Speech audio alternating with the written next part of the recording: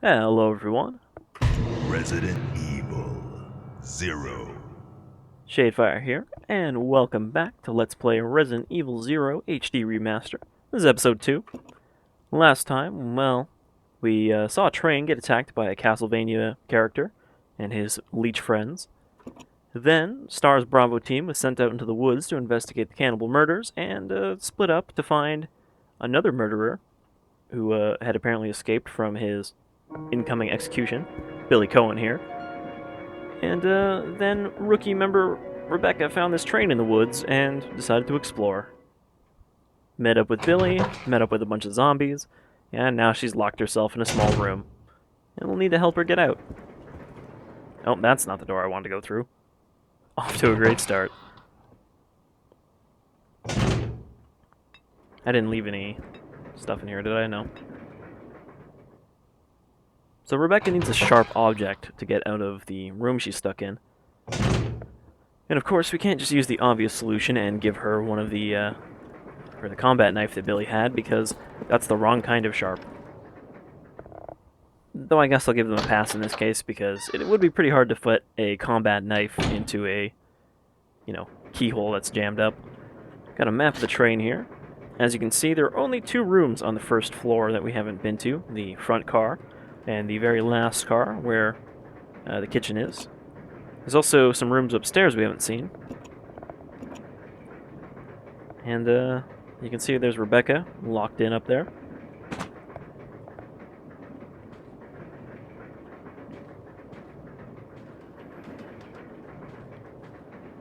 Can't look at this map of the continental United States. Go to travel on the next world. There's still a lot of good, English mixed into the signs here and there.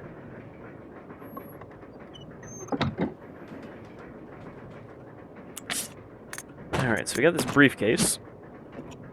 But it looks like it needs 2 kind of keys to open it up, so we're just gonna throw that shit on the ground, because that's what you do. Oh, I forgot to leave the ink ribbons back there. Whatever.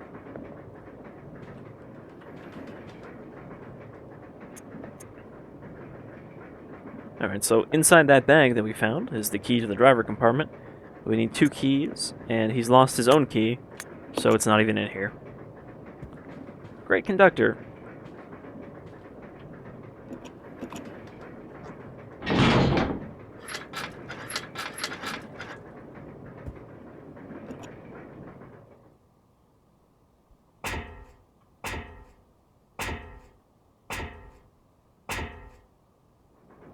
And for some reason, the conductor has a direct access hatch to the bar, either so he can double as a bartender, or so he can sneak up here at night when the passengers are asleep and get a nice stiff drink.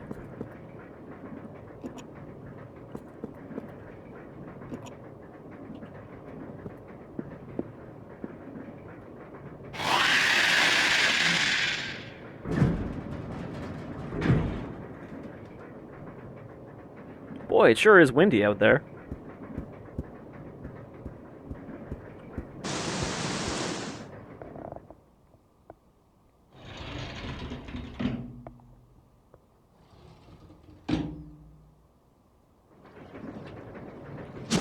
So this looks like a pretty suitable sharp item to help Rebecca out. However, we're going to leave it there for a sec, because there is a room full of stuff over here. We've also found the other end of the egg pile.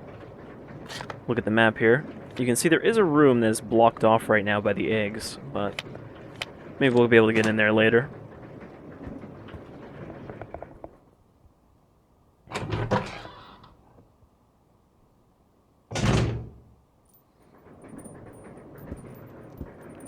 So this isn't a safe room, but there is a lot of stuff in here. I wonder what that could mean. Including some shotgun shells. And hey, what do you know? A shotgun. A hunting gun, really, but it's an over and under double-barrel shotgun. Which is maybe a little weird to find on this train, but, these are luxury, high-class Umbrella employees, so I guess it's not too surprising that they have a fancy hunting rifle lying around. Which we are going to hang on to. We're also going to grab this first aid spray. Now, I'm not completely certain, but I believe using first aid sprays does not affect your final grade in this. I could be wrong about that, but I could have sworn I read that to get a S rank for finishing the game, you just need to beat it in less than 3.5 hours. I could be wrong, though. I'm not sure how accurate that information was.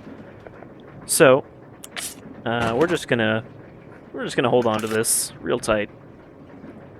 A little unusual here that most Resident Evil shotguns are held by the characters and the ridiculous Hollywood, at the hip firing stance where you have to aim up to hit somebody in the head. The hunting rifle, on the other hand, you hold from this proper stance. It's a little unusual. You might think it makes it easier to headshot zombies, but it actually doesn't. Usually you hit them in the shoulder.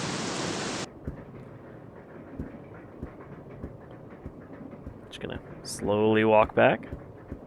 Get ourselves a drink, maybe. Oh, you know what? We forgot the ice pick.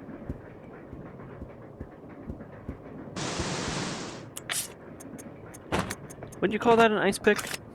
I forget what the fancy name for it is. It's the thing you use to break up ice so you can put it in your drink. It's not an ice shaver, though.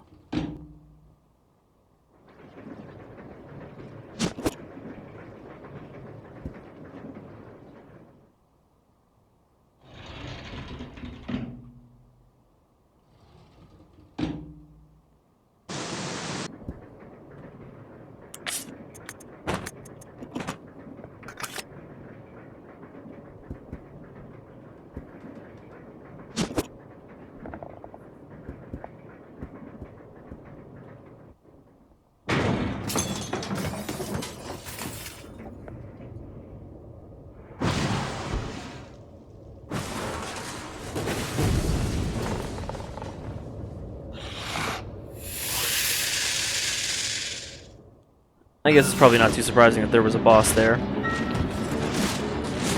He's not super difficult. We did read that note that mentioned his head is not very tough. Why did that not work? So, you're supposed to aim down and hit him in the face, but if you get too close, you'll actually just hit nothing there like we saw. Ah, I still got dinged by the stinger.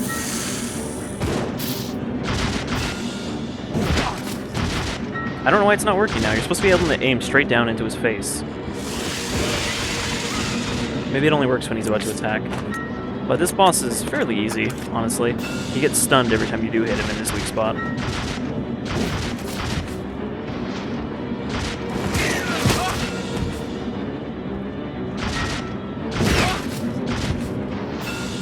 don't know why I'm having so much trouble with this now.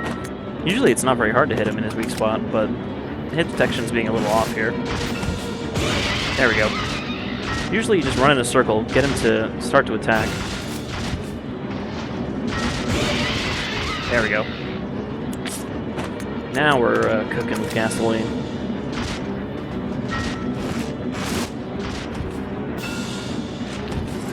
Oh, except for this attack. That one we can't stun him out of. Alright, so we're out of shotgun ammo, but the pistol should be enough here.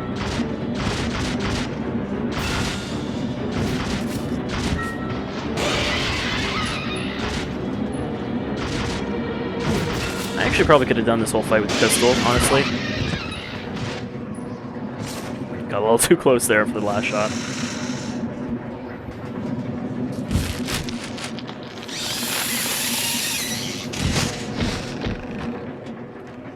So, one question. Was the Scorpion just hanging out on top of the train the whole time? Or was it like sleeping until the train started moving? Because, I mean, the guy mentions it, talks about it being part of their research, but how did it end up on the train? I imagine they didn't bring it with them, but maybe they did.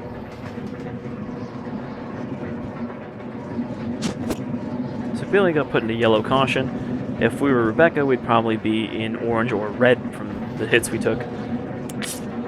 Alright, so we're just going to ditch this here for now. We don't really need it. And take this, which we can use to open that panel in the kitchen.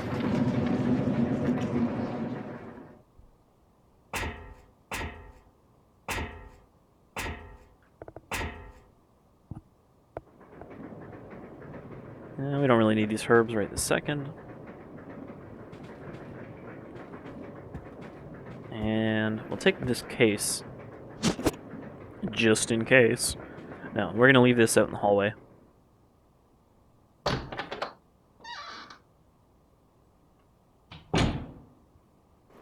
Because obviously this has the key to this door here, so we're just going to leave it in front of the door until we have the keys to open it. One last bit of item management.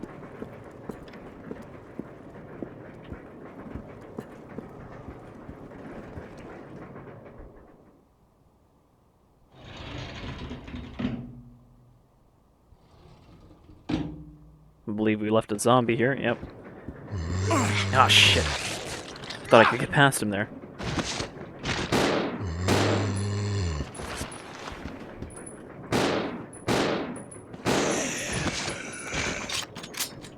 Generally, that death rattle means that they're dead.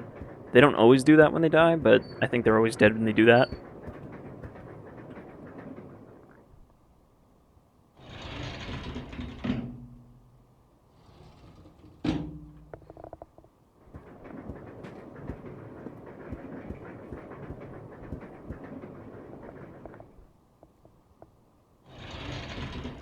There's not really a great option to deke these zombies, though, because obviously it's just a straight corridor. You can't really slip past them, as far as I can tell.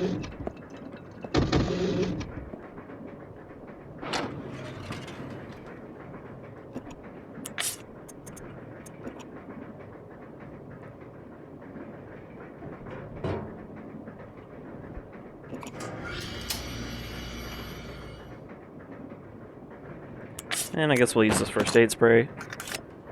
Since even if it does affect our grade, I'm not too worried about that. We're just trying to get through the game.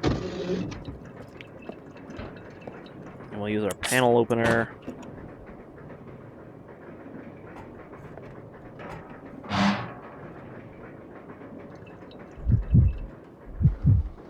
Alright, so let's get Rebecca out of this room, should we? Shall we, rather? That, and let's take the herb too, since we don't want to have to come back here.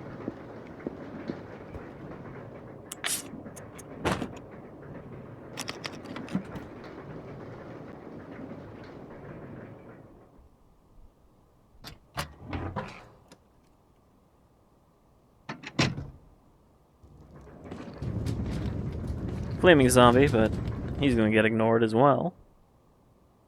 Since there is no reason to go back to this floor area yet. Or, at all, really. And now that our partners are reunited... Come on! Okay. We'll both crawl through this tiny vent. Which just leads to the car next to it, so I'm not really sure what the point of this is.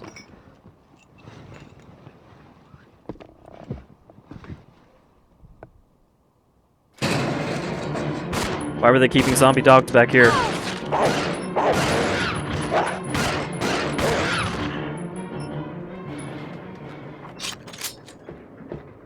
I mean, yeah, okay, so they were keeping 2 zombie dogs back here, but they probably weren't keeping a giant scorpion in this room.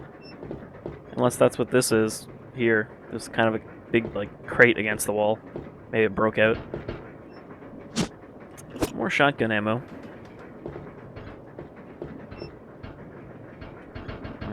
Let's see, what are we doing for inventory?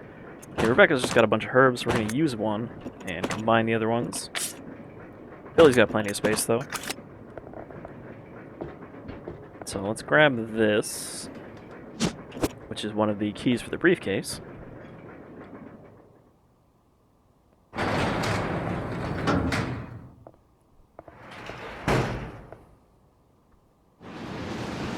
And out here we have another wonderful, ridiculous umbrella security measure. There's a goddamn grappling hook on the wall here. But,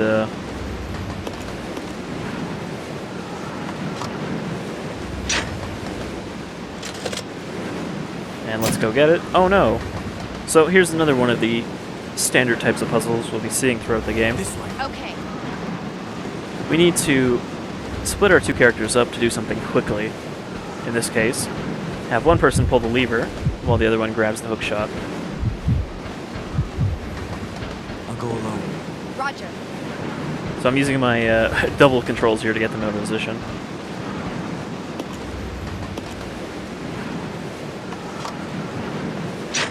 And then we swap to Rebecca, who grabs it before it closes.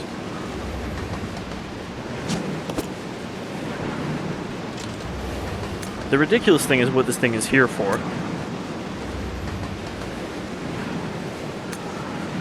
They use this to inspect the roof of the train by grappling hooking up to the ladder outside the window.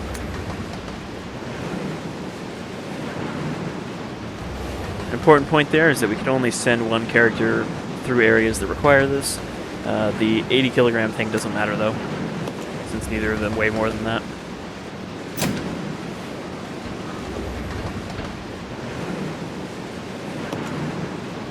There's also a brake here, which is for some reason on the back of the train instead of the front. Come on. Roger.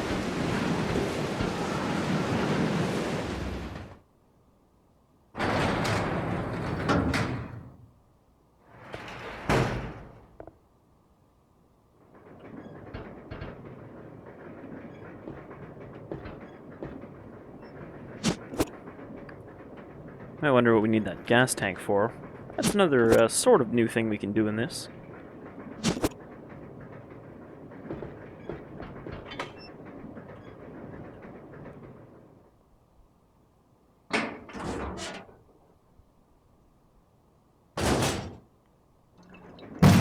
Oh, freezer zombie.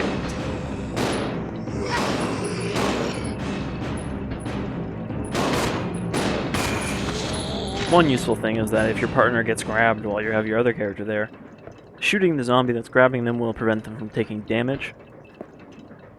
It can also make it easier to get headshots. Inside this fridge that I guess this cook got bit and hid inside of before dying and turning is a bottle. And hey, guess what we can do with that? Combine it with our gasoline to make ourselves Molotovs. Molotovs are somewhat unique to this game. I believe Outbreak also had the ability to make Molotovs, since it's had a sort of crafting system for certain weapons. But the Molotovs are kind of for a specific purpose, so we'll be hanging on to them for a while.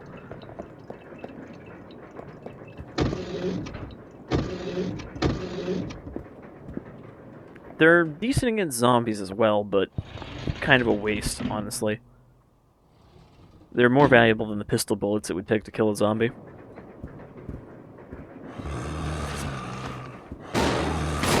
Oh boy, that's a little too close.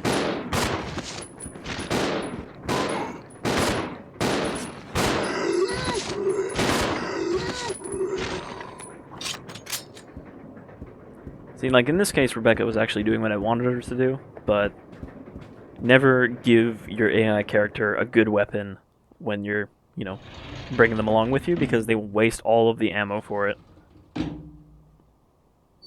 They will fire the shotgun from long range, etc. Alright, so here's that window we saw with the broken ladder. Let's split up. Roger.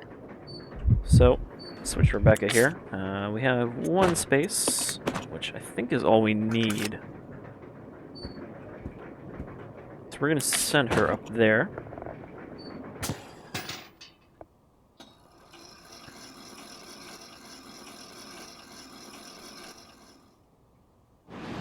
Since she's now the experienced train roof climber.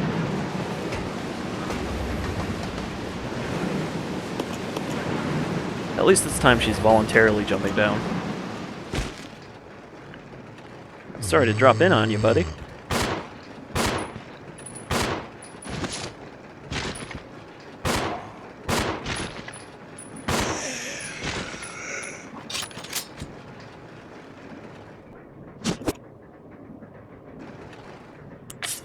We got this jewelry box, which inside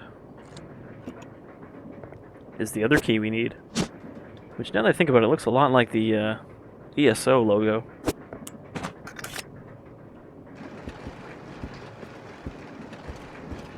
There's also a second combat knife in here, in case you want to be twice as useless and have one for each character.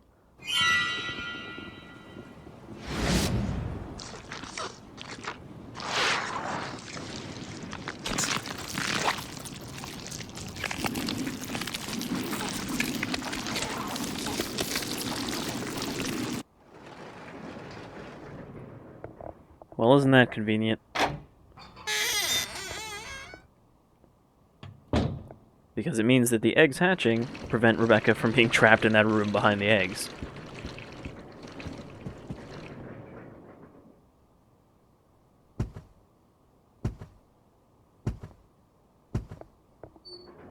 Let's go! Okay. Alright, so now we've got the 2 keys for the briefcase. We can head to the front of the train. Don't need to deal with that guy.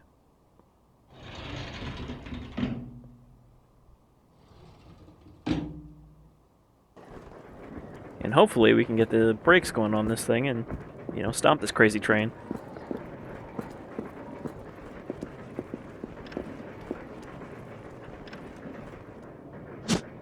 No, she's got no space. Billy, do you have any space? Nope. Luckily, we can just drop an item. You guessed it.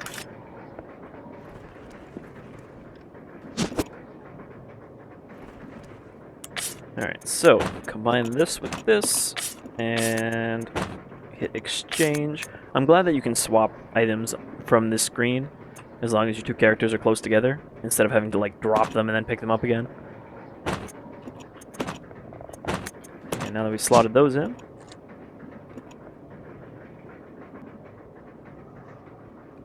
that seems like a bit unnecessary for this one little key card.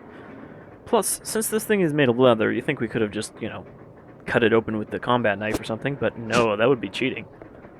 That would be cheating indeed. So this will let us get to the front of the train.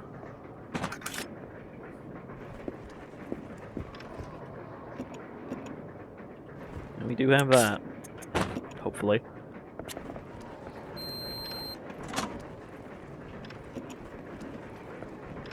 And like all the Resident Evil games, it'll ask you, so we'll throw that away.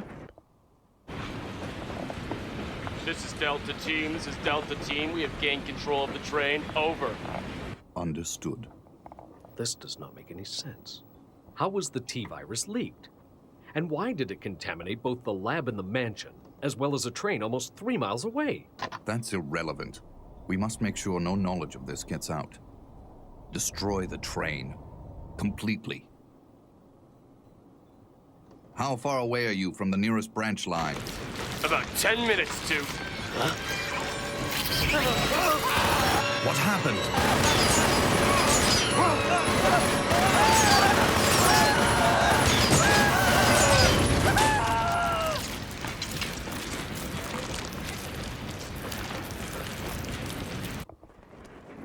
So again, not really trying to be subtle. Hey look, it's Wesker and Birkin.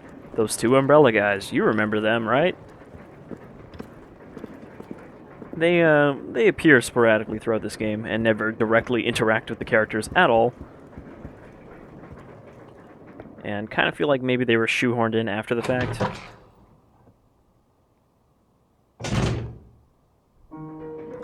You know, I was gonna save, but I forgot my ink ribbons somewhere.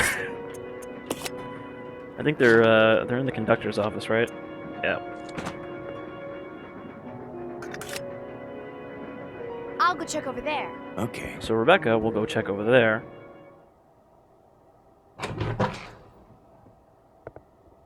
Because we're going to call it for the second episode before we actually get off this train.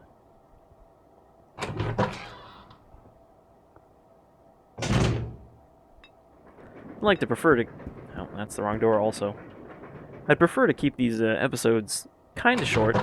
You know, don't want them to drag on too long, like I did with some of the other Resident Evil LPs.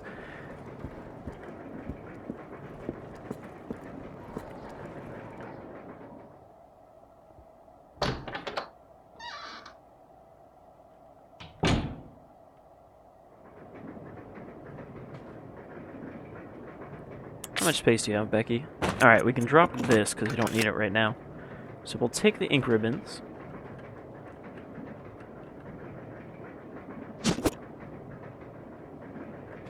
And we'll take these 2 herbs and mix them.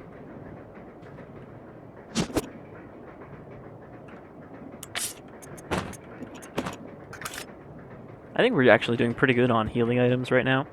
The first time I replayed through this to refamiliarize myself, I was basically stuck in orange or red for the entire game. But the second time through was way easier. Alright, this door is the right one.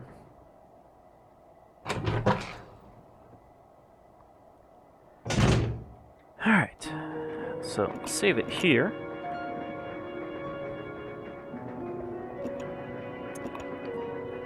This version also comes with a variety of, like, kind of crazy difficult achievements. And, you know, like, Remake also had one for not saving with, you know, beating the game without saving. This one has a bunch of them, like, beat the game without using any healing items at all, beat the game without using any first aid sprays, beat the game without mixing any herbs, and, you know, beat the game with just the knife. So, it's definitely a challenging game if you're one of those people who only wanted games you could 1000 point or whatever on consoles. Anyhow, I've been Shadefyre, this is Rebecca and Billy, and I will see you all next time, where we finally get off this Ecliptic Express and maybe check out a new facility. Until then, you folks all take care. And don't climb on top of speeding trains.